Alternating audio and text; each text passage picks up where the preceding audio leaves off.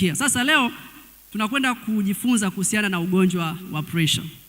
Tutajifunza kuhusiana na jinsi ya kujikinga, lakini pia tutajifunza jinsi ya kutibu ugonjwa wa pressure kwa mtindo wa maisha. Sasa kwa kuanza kabisa, ugonjwa wa pressure ni ugonjwa mbaya. Ni ugonjwa mbaya kwa sababu ni ugonjwa ambao tunaita silent killer.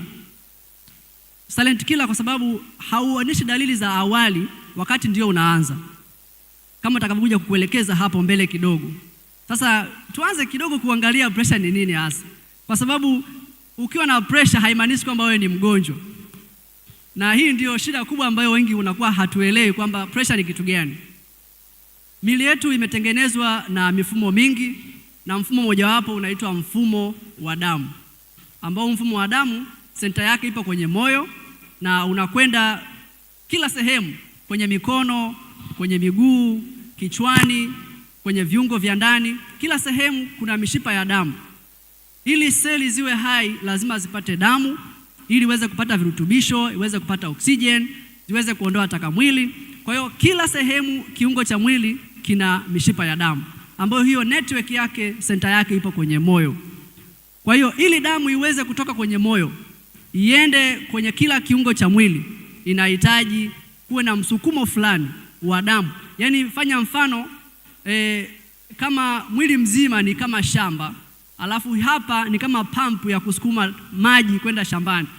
Kwa hiyo lazima kuwe kuna kamsukumo fulani ambao katapita kwenye yale mabomba, ile network ya mabomba ya shamba, ili kuweza kunyunyiza kila mmea ambao upo shambani. Kwa hiyo ndivyo hivyo mwili wetu ulivyo. Kwa hiyo kuna pressure fulani hivi ambao iko regulated, au kuna msukumo fulani ambao unakubalika na mwili kwamba ni wa kawaida kuweza kusukuma damu kufika katika kila sehemu ya mwili wetu.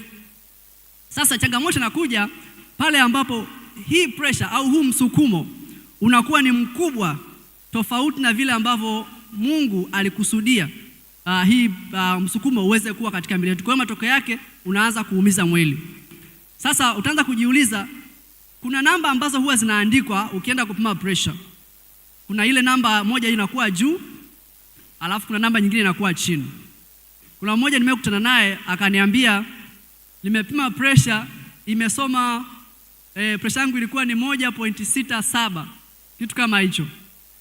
Sasa nikajiuliza 1.67 maana yake nini? Nikagundua kwamba aligawanya. Alipima pressure ilikuwa 160, alafu akapiga ile slash. Unajua slash ile ni kama kugawanya hivi. Alafu chini kuna 90 nadhani. Kwa hiyo yeye akagawanya akapata 1.6 na point hivi. Sasa hiyo hatugawanyi. Zile namba mbili zinakuwa zina maana. Ile namba ya juu siku zote huwa inakuwa ni kubwa kuliko namba ya chini. Kwa hiyo namba ya juu inaonyesha msukumo wa damu wakati moyo unaposukuma damu kwenda kwenye sehemu za mwili. Kwa hiyo ndio maana inakuwa ni namba kubwa, sababu ndio ambapo pampu imesukuma moyo damu kwenda kwenye sehemu za mwili. Kwa hiyo zinapita kwenye zile mishipa ya damu inaitwa artery, inakwenda sehemu mbalimbali za mwili. Alafu ile namba ya chini ni namba ambayo pressure inayobaki kwenye mishipa ya damu wakati damu inarudi kwenye moyo. Kwa hiyo ndio maana inakuwa ni chini kidogo.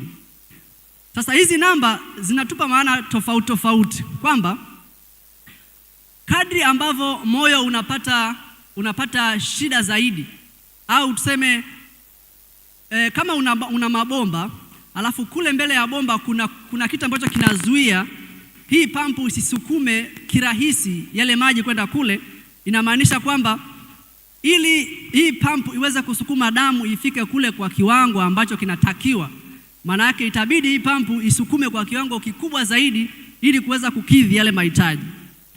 Kwa hiyo hicho ndio ambacho kitu huwa kinatokea mara nyingi, kwamba mishipa hii ya damu Mungu ameitengeneza katika namna ambayo ipo kama elastic fulani, kwamba kuna wakati inatanuka na kuna wakati ina relax. Wakati inapotanuka maana yake inaruhusu damu nyingi zaidi ipite, na wakati inapo relax inaruhusu damu irudi kwenye moyo. Sasa unapokuwa na shida fulani ambayo inapelekea hii mishipa haiwezi kurelax, haiwezi kutanuka na kurelax kirahisi, hapo ndipo ambapo changamoto inakuwa inaanzia. Sasa kuna makundi mbalimbali ya pressure. Na wakati fulani unapokwenda kupima pressure, ni vizuri ukazingatia kwenda kwa wataalamu ambao wanapima pressure. Achana na vile vijiwe, kwa sababu siku hizi kuna vijiwe vingi. Wengine hawataki kwenda hospitali kwa sababu wanaogopa foreni au wanaogopa consultation fees za madaktari. Lakini vizuri ukapata namba nzuri, kwa sababu unajua neno moja ambalo utaambiwa kwamba wewe una pressure kubwa, inaweza ikakuwa kwenye stress kubwa kiasi kwamba ikawa ndio mwanzo wa ugonjwa wenyewe, wakati mwanzo huenda usingekuwa nao. Kwa hiyo ni vizuri ukaenda kwa daktari au kwa professional akakusaidia, kwa sababu kuna zile technique za kuchukua pressure ili upate namba ambazo ni sahihi kulingana na hali yako. Kuna namna ya kukaa, kuna namna ya kuposition, na hata hizo mashine zenyewe lazima ziwe mashine ambazo zimekaguliwa, zinafahamika kwamba zinaweza zikachukua reading ambazo ni sahihi. Sasa leo sitaki kuingia sana huko, nataka twende moja kwa moja. Umeshagundulika sasa una pressure. Namba za kawaida ambazo tumezoea ni zile 120, 110 kwa zile namba za juu. Za huku chini ukikuta pale kuna 80, ikishaenda mbali imefika mpaka 90, umeanza kuwa kuna changamoto. Kwa hiyo kulingana na guidelines zinatuonyesha kwamba ukiwa na namba imefika 140, ile namba ya juu imefika 140, alafu ya chini imepanda imefika mpaka 90, tayari wewe tunaanza kukuweka katika kundi la watu ambao wana pressure. Na kuna grade kama 3 ambazo unaweza ukazifahamu zikakusaidia kuweza hata kujua unawezaje ukafanya matibabu. Grade ya kwanza ndio hii ambayo nimekuambia, kati ya 140 ile namba ya juu na namba ya chini 90, alafu inakwenda mpaka 159 hapo, mpaka namba ya chini ikiwa 189 hapo. Kwa maana ya kwanza 140 mpaka 159, alafu ya chini hiyo grade ya pili 160 mpaka 179 hapo, alafu namba ya chini 100 mpaka 109. Ikishafika 180 na chini kama 110, hapo unakuwa umeingia kwenye grade ya 3 ambayo nitakuonesha jinsi gani ambavyo unaweza ukazimanage au ukazishughulikia. Sasa twende kwenye madhara ya pressure, kwamba pressure yako ikiwa juu sana inakuwaje? Pressure yako ikiwa juu sana inakuwaje? Kama nilivyokuambia kwamba ukiwa na pressure maana yake wewe una ugonjwa wa mishipa ya damu. Moyo una struggle kusukuma damu kupita kwenye mishipa midogo midogo. Kwa hiyo madhara makubwa unaweza kuyapata pale ambapo hii mishipa ya damu midogo midogo inaweza ikaathirika, na hivyo inaweza ikaumiza viungo nyeti vya mwili. Na viungo nyeti ambavyo huwa mara nyingi vinaathirika, cha kwanza kabisa ni ubongo. Ubongo una mishipa midogo midogo ambayo inapeleka damu kwenye ubongo. Sasa ile mishipa ya damu, pressure inapokuwa kubwa sana, inaweza ikaisababisha ile mishipa ikapasuka. Ile mishipa ikipasuka, inaweza ikapelekea lile kundi la seli au lile eneo la ubongo ambalo linalishwa na ile mishipa ya damu, zile seli zinaweza zikafa. Zikifa maana yake zinaathiri utendaji kazi wa sehemu ambayo inatawaliwa na zile seli. Kwa hiyo ndio unakuta pale mtu ana paralyze, anapata stroke, anashindwa kuongea, anashindwa kusimama, anashindwa kufanya kazi zake. Wengine wanashindwa hata kujisaidia, anashindwa control zile haja. Inakuwa ni complication mbaya sana. Na wakati fulani inaweza ikapelekea hata mtu akapata dementia. Dementia ni hali ambayo mtu anakuwa anapata shida ya kukumbuka, anakuwa anapoteza kumbukumbu, uwezo wake wa kufikiri unapungua kwa sababu ya shida ya pressure, athari za pressure kwenye ubongo. Na kiungo kingine ambacho kinaathirika sana ni figo. Mojawapo ya kitu ambacho kinaweza kapelekea figo zikafeli ni pressure ya juu. Japokuwa ugonjwa wa figo wenyewe pia unaweza kusababisha pressure, lakini pressure pia inaweza kaua figo. Figo zikifeli, matibabu yake ni magumu sana, gharama ni kubwa sana, na maumivu ni makali sana. Kwa hiyo pressure ni kitu kibaya ambacho kinaweza kaua figo pia. Kitu cha tatu au kiungo cha tatu ambacho kinaweza kaathirika ni moyo. Pressure inaweza kusababisha moyo ukatanuka. Mmoja aliniambia moyo ukitanuka si ndio moyo umekuwa mkubwa, yani maana yake unafanya kazi vizuri? Hapana. Yani moyo ukitanuka maana yake ni kwamba zile kuta za moyo, kwa sababu ile ni misuli, inapokuwa inasukuma damu kila siku kwa nguvu, kila siku inajitahidi, inafika mahali ni kama vile mtu ambaye anafanya gym, anafanya mazoezi, misuli inakuwa minene. Ikiwa minene inapunguza ule ukubwa wa moyo. Kwa hiyo kama moyo ulikuwa mkubwa kiasi hiki, unapitisha damu nyingi, ukiwa hizi kuta zake zimenenepa, manake ile nafasi ya ndani ya damu kuingia inakuwa imepungua. Kwa hiyo utendaji kazi wa moyo unapungua, sio kuongezeka kwa sababu ya moyo kutanuka. Kwa hiyo ni ugonjwa, sio faida.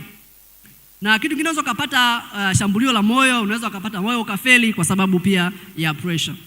Na kitu kingine ambacho kinaathirika pia kwa sababu ya pressure ni upande wa macho. Unaweza kupoteza uwezo wa kuona, na hata wakati fulani unaweza kupata upofu kabisa kwa sababu ya pressure, hasa hizi pressure za juu sana. Na tafiti zinaonyesha pia 42% ya watu ambao wanakuwa na pressure ya kupanda, hasa kwa wanaume, wanapoteza uwezo wa kuhudumia familia zao, hasa wakati wa usiku. Naamini hapo tunaelewana. Kwa hiyo ni ukipata ugonjwa huu, kwa sababu ni ugonjwa wa mishipa ya damu na mambo ya nguvu za kiume, mambo ya uzazi, tunazungumzia sana mishipa ya damu kwa sehemu kubwa, na hivyo pressure inaweza ikaathiri sana upande huo. Sasa inakuwaje mpaka mtu anapata pressure? Yaani chanzo chake hasa ni kitu gani? Sehemu kubwa ya pressure, ya magonjwa haya ya pressure tunaita ni magonjwa yanakuwa hayana sababu ya moja kwa moja, kwamba unaweza ukasema kitu fulani kimesababisha pressure, mtu akapata pressure. Tunaita essential hypertension. Lakini kuna vihatarishi mbalimbali ambavyo vinaweza vikapelekea mtu akapata pressure. Yaani maana yake ni kwamba hakuna kitu kimoja tu, kama labda magonjwa ya infection tutasema ni bakteria fulani amesababisha, hapana. Lakini kuna mkusanyiko wa vitu mbalimbali ambavyo kwa pamoja vinaweza vikaongeza hatari ya mtu kuingia kwenye ugonjwa wa pressure. Sasa tuviangalie hivi vitu vyote, tukiviangalia kwa undani, vinakwenda kuathiri ile mishipa ya damu. Yaani vinaenda kuifanya inakuwa haina uwezo ule wa kutanuka vizuri na kusinyaa. Yaani inakuwa kama vile mishipa ya damu inakuwa migumu. Yaani inakuwa kama ilikuwa hivi, inaweza ikatanuka na kusinyaa ili kuruhusu damu kupita na kuiruhusu irudi. Ile mishipa inakuwa iko stiff, inakuwa migumu namna fulani. Kwa hiyo ili damu iweze kupita hapa, moyo unabidi upambane kweli kweli kuipitisha damu hiyo sehemu. Lakini bado wakati damu inarudi, kunakuwa hakuna pressure ya kutosha kuirudisha, kunakuwa hakuna ile uwezo wa mishipa kutanuka kiasi cha kutosha damu kurudi kwenye moyo.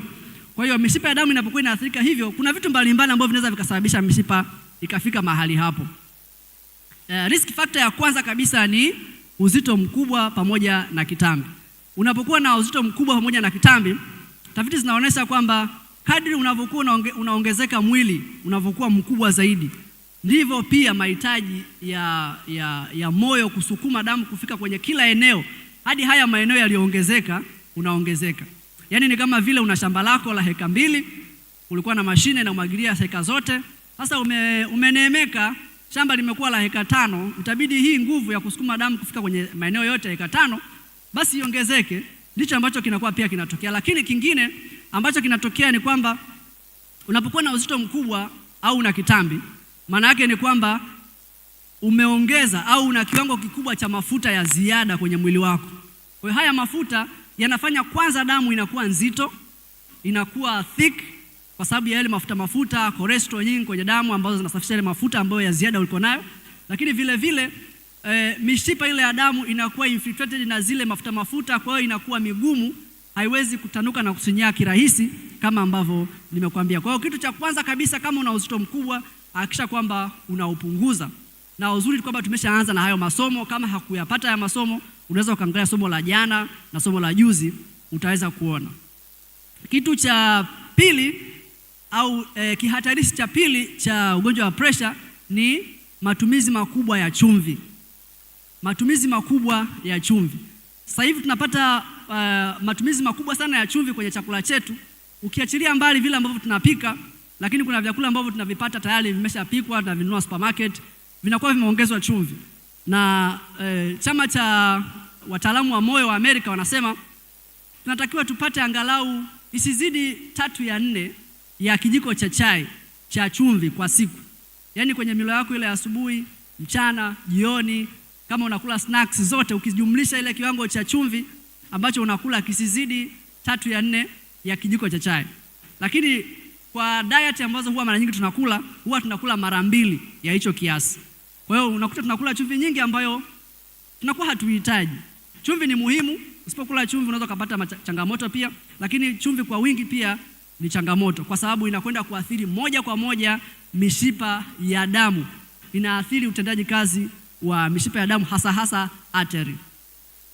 Kitu cha pili, kitu cha tatu au kihatarishi cha tatu ni hali ya kutokufanya mazoezi.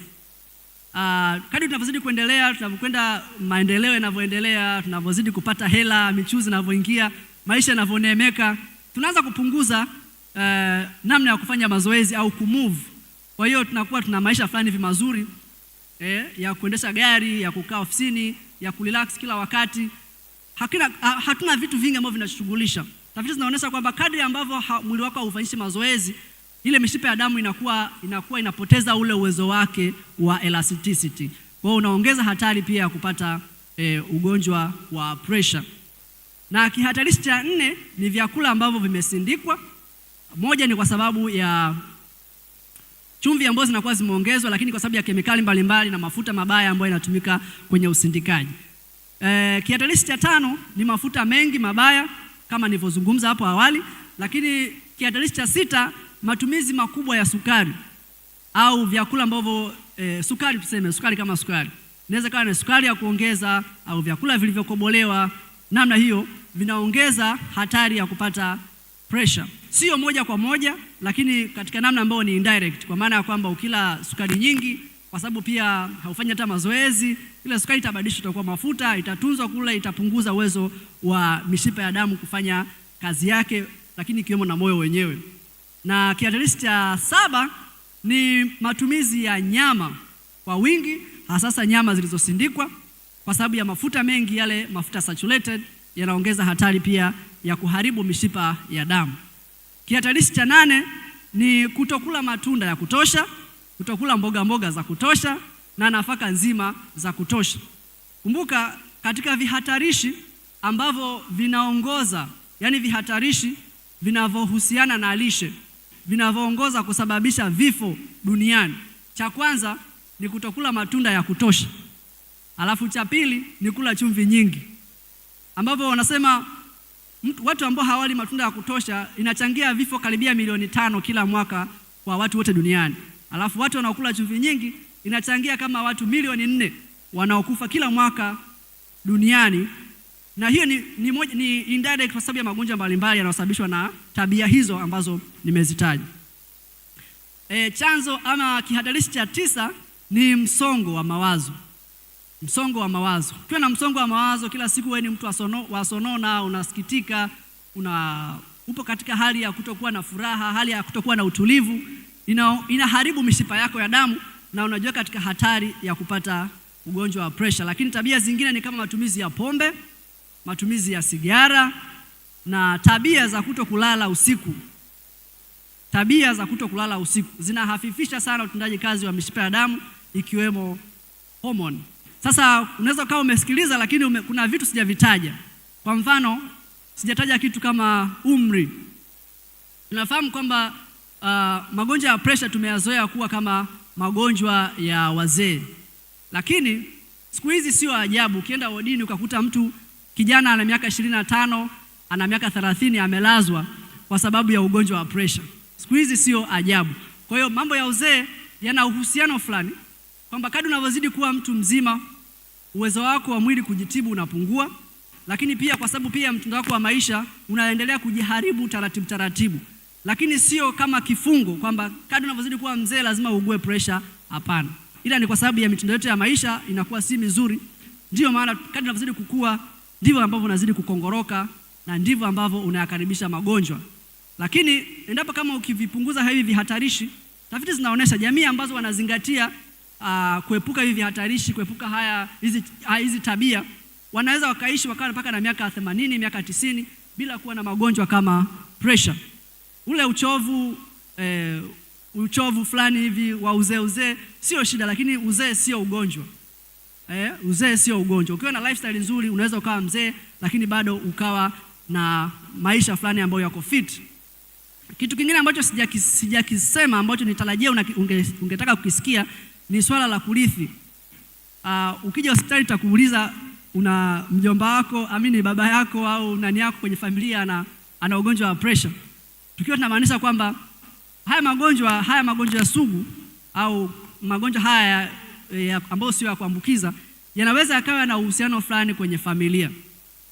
Na japokuwa pressure sio ugonjwa wa kigenetic, yani hakuna genes ambazo zinabeba ugonjwa wa pressure kwamba unaweza kuwa umerithi kwa mama au kwa baba, hapana. Lakini kuna vitu tunaviita epigenetics. Epigenetics ni kama taarifa za ziada kwenye vinasaba. Yani kuna vinasaba, alafu juu ya vinasaba kuna taarifa za ziada ambazo zinafanya hivi vinasaba ama vifanye kazi au visifanye kazi wakati fulani. Kwa hiyo hizi epigenetics ni vitu ambavyo vinaathiriwa na mazingira. Nikisema mazingira namaanisha ikiwemo chakula, ikiwemo emotions zako, hisia zako, ikiwemo hormones zako. Hizi epigenetics zinaweza zikaathiriwa na hayo mazingira. Na hizi epigenetics unaweza ukazirithi kutoka kwa bloodline yako, aidha kwa baba au kwa mama, hata kwa bibi babu huko nyuma, unaweza ukavirithi. Kwa hiyo unaweza ukawa na umeongeza hatari ya kupata huu ugonjwa kwa kurithi hizi epigenetics kutoka kwa wazazi wako. Ni kama ile kwenye uzito mkubwa. Somo lilikuwa la haraka kwa sababu ya muda, lakini nitaka nizungumze hivyo kwamba hizi epigenetics ndizo ambazo unaweza ukadhirithi na zinaweza kwa kweli zikakupelekesha sana endapo kama usipokuwa makini. Kwa sababu bahati nzuri ni kwamba hizi epigenetics zinaathiriwa na mazingira. Kwa hiyo unaweza ukaziathiri katika namna chanya kwa kubadilisha lifestyle yako, kwa kuzingatia lisha yako, kwa kuzingatia emotions zako, kwa kuzingatia hormones zako zikiwa sawa. Unaweza ukaathiri na usipate magonjwa kama ambavyo baba yako au mama yako au ndugu zako nyuma walivyopata. Kwa hiyo kurithi au kuwa na wazazi au kuwa na ndugu ambao wana ugonjwa wa pressure sio kifungo kwamba ujiandae na wewe kuugua pressure, lakini ni tahadhari kwamba ukae vizuri na lifestyle yako. Bwana Yesu asifiwe. Kama tupo pamoja, hebu punga mkono. Sasa tuje kwenye dalili. Nadhani muda wangu unaniruhusu. Tuje kwenye dalili. Leo sina haraka kwa sababu somo likibaki tutaendelea kesho. Tuje kwenye dalili. Nimezungumza mwanzo kwamba pressure ni silent killer. Yaani mara nyingi haina dalili yoyote ambayo ni significant. Unaweza kusema hii ni dalili, labda kama una malaria utasema naanza kusikia vibaya, nasikia homa na nini. Mara nyingi ukishaona dalili ya pressure tayari imeshafika pabaya sana. Yaani ukishaona labda kichwa kinaanza kukuuma, labda unaanza kupoteza uwezo wa kuona, unasikia kifua kizito, ukienda kupima utakuta tayari imefika 170, 180. Yaani tayari ni mbaya sana. Ndio maana utaona kuna baadhi ya watu ambao wanaingia kwenye hatari, kwenye magonjwa mengine makubwa au complications za pressure. Unakuta labda mtu ghafla tu tunasema alikuwa mzima lakini mara akapata stroke. Alikuwa mzima mara nasikia figo zake zimefeli. Alikuwa hajui. Japokuwa sio mara nyingi inatokea hivyo. Naweza zikaanza hizi dalili za awali, kichwa kinauma na nini, utaenda kucheck utakuta pressure, lakini wakati fulani zile ikatokea yani over the sudden tu ukakuta tayari umeingia kwenye complication mbaya ya pressure. Kwa hiyo ndio maana huwa tunashauri ni vizuri kucheck afya kwa haya magonjwa ambayo huwa hayana dalili zile za waziwazi katika hatua za mwanzo. Ni vizuri ukawa na check mara kwa mara. Sasa watu wazima ni vizuri kuangalia mara kwa mara. Hata miezi 3, miezi 6, angalia pressure zako zinaendaje. Ni vizuri ukajua kuliko kusubiri surprise. Kwa hiyo hizo ni dalili. Kwa hiyo hakuna dalili ile ya awali. Huwa ni surprise na inakuwa katika hali ambayo ni mbaya. Sasa unawezaje ukatibu pressure? Naangalia muda wangu kama uko sawa, ili sije nikaanza mambo ya matibabu alafu nikanyoshewa bango. Okay. Hata kikatishwa hamna shida, tutaendelea, tutamalizia kesho. Twende kwenye matibabu ya pressure. Sasa kwenye matibabu ya pressure nataka tuwe genuine, kwa sababu kuna watu ambao wanapenda kufanya matibabu ya asili lakini wanaingia vibaya. Yaani wanakuwa na imani kwamba nikishaanza dawa za hospitali, yani ndio umeshajimaliza kabisa. Hizo mambo za mtaani hizo, yani kwamba ukishaanza dawa za hospitali, yani wewe ndio hautakuja kupona kabisa, utakuwa sugu. Yani ile dawa ukianza hautaki kabisa kuziacha. Kuna hizo kitu. Kwa hiyo watu wengi wanakuwa wanaogopa kuanza matibabu hospitali. Yani mtu umempima kabisa pressure yake 180, lakini anaogopa kula kidonge au anaogopa kula dawa kwa sababu anajua kwamba akishaanza dawa yani ndio maisha yake yote. Kwa hiyo anakwepa, anaenda kutafuta vitunguu saumu na hajui anavitumiaje, au anaenda kuchuma majani fulani hivi, hana uhakika na nyumbani hana mashine ya kupima. Mnanipata picha kama hiyo? Pressure, kwa matibabu yote ambayo utaanza kuyafanya, nitakuelekeza hapa katika hizi hatua kwamba ni lazima uwe unaweza ukaifuatilia. Hasa kwa pressure ambazo zimeshafika 160, 180 kwenda huko mbele, ni lazima uwe unaweza kuifuatilia. Kwa hiyo kama nyumbani hauna mashine au hauna interaction na daktari au hauna clinic, sio vizuri kufanya matibabu kiupofu. Kwa matibabu yoyote ambayo utayachagua, aidha unafanya matibabu yale ya kawaida ya hospitali au unafanya matibabu ya asili, vyovyote vile hakikisha kwamba una mtaalamu ambaye anakusaidia kufuatilia, ili usifanye blindly tu unaassume tu kwamba unaendelea vizuri. Mwisho wa siku unaweza ukapata surprise, hali ikawa ni mbaya katika namna ambayo huwezi ukarudisha nyuma. Sasa tunaelekezwa kwamba naambiwa muda umekaribia kuisha. Nitagusia hapa kidogo alafu kesho tutamalizia. Tunaelekezwa kwamba kuna pressure ambazo unaweza ukazitibu kwa lifestyle. Hata miongozo yetu ya Tanzania inaelekeza hivyo kwamba ukiwa na pressure yako imepanda, imefika 140, imefika mpaka 150 na kitu hapo, unaweza ukaitibu kwa lifestyle hata bila vidonge. Hata daktari ambaye uko smart akikuona akakupima akathibitisha kwamba una pressure haijazidi 160, anaweza akakuelekeza zile modification za lifestyle ambazo unaweza ukazifanya zikakusaidia kutoka humo kwenye pressure bila kutumia dawa.